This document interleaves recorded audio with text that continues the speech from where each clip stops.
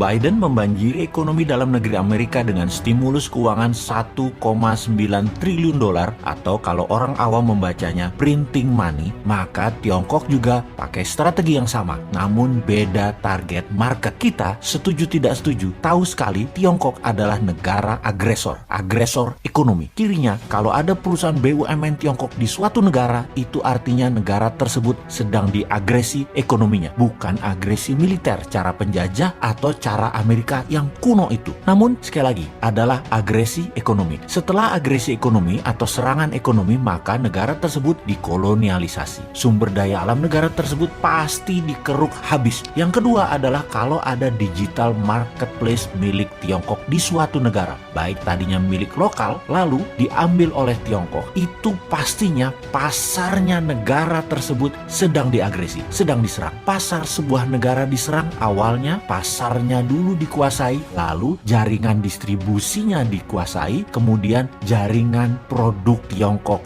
masuk. Kemudian ketika sistem pembayaran non-tunai asing masuk atau pembayaran non-tunai milik lokal kemudian dicaplok Tiongkok langsung atau tidak langsung, ini artinya sistem keuangan negara tersebut sedang diagresi. Semua ini terbungkus rapih dengan propaganda manisnya nanti ekonomi suatu negara tersebut jika bergabung dengan Tiongkok nantinya akan indah. Itu janjinya mereka, itu persepsi yang diberikan oleh mereka. Tapi nanti negara tadi suatu hari mereka jadi tua. Nanti negara yang diagresi tadi jadi kurus. Negara yang dikoloni jadi jelek, tak terawat karena nggak ada biaya maintenance, nggak ada biaya krim malam, nggak ada biaya sunblock, nggak ada biaya PRP, nggak dikrimbat rambutnya, nggak dipilates bodinya, nggak dikasih makan sehat tubuhnya. Begitu tua, jelek, penyakitan, pindahlah Tiongkok tadi cari bini baru. Sama, nggak bakal dirawat juga mereka. Ya dipakai terus aja sampai kering. Sedulur, perlukah kita urai apa sih yang negara tersebut atau negara selir-selir Tiongkok itu dikerjainnya? Juga ada pertanyaan, kok banyak sih negara mau jadi selirnya dan harus melayani kaisar Tiongkok tersebut? Strategi ekonominya ya sama seperti informasi di awal, dengan printing money. Itulah mengapa kita katakan berkali-kali, siapa negara yang pakai MMT? Ya hanya Tiongkok dan Amerika. Negara lain pakai teori ekonominya Adam Smith, pakai John Maynard Keynes, pakai ilmu-ilmu itu dah. Lalu bagaimana cara agar setelah SDA sebuah negara sudah di tangan, agresi berikutnya adalah pasar digital atau marketplace, dan setelah itu apa lagi? Yang dilakukan adalah mencekik ekonomi kelas bawah dengan mendapatkan dolar dari negara yang diagresi, agar kering mata uang internasionalnya, agar kering mata uang multi currency negara yang diagresi tersebut. Tiongkok memberikan insentif di dalam negerinya. Insentif setiap dapat dolar dibayar renminbi 3 kali lipat. Misalnya baju batik dicetak di Tiongkok, dijual di marketplace. Batik Indonesia, buatan Indonesia, harga pasarannya adalah Rp150.000 untuk atasan. HPP garment di Solo katakan Rp80.000. HPP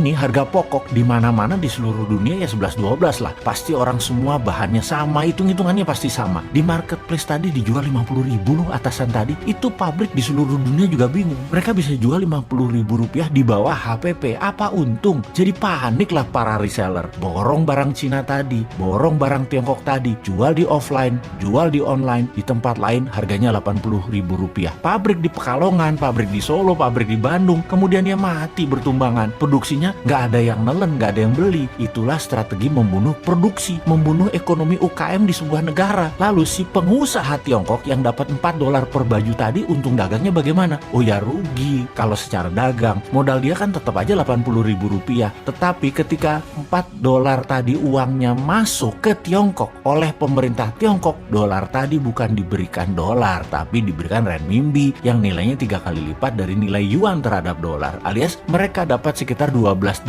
atau Rp150.000. Jadi modal tetap Rp80.000, jual dapat Rp150.000 karena dolarnya dikali 3 kan terhadap renminbi. Ya untung juga pedagangnya. Di sini dolar masuk Tiongkok dan renminbi dicetak aja, kasih ke rakyatnya sendiri. Toh untuk sektor produksi, Tiongkok print money renminbi 3 kali lipat transaksi dolar masuk ke Tiongkok. Itu kuncinya. Disinilah pedagang untung. Underlying printing renminbinya ada dua. Satu, dolar yang nilainya sepertiga, sisanya manufaktur Tiongkok, sektor produktif, nggak bakal inflasi. Itulah teori MMT. Dengan satu strategi printing money, Tiongkok dapat dolar, Tiongkok dapat meningkatkan produksi, Tiongkok mematikan UKM negara koloninya, dan bisnis Tiongkok terus menyedot wilayah-wilayah lainnya lagi. Simpel kan bernegaranya mereka? Kok beginian aja nggak bisa ditiru? tiru sih, tempe bener. Nyampe nggak sih ilmu beginian ke pejabat ekonomi dan keuangan negara? Oke lah, sing sabar ya kaum new mind. Kita nonton aja old mind mainin negara. Walau nggak enak nontonnya, agak wagu, kikuk.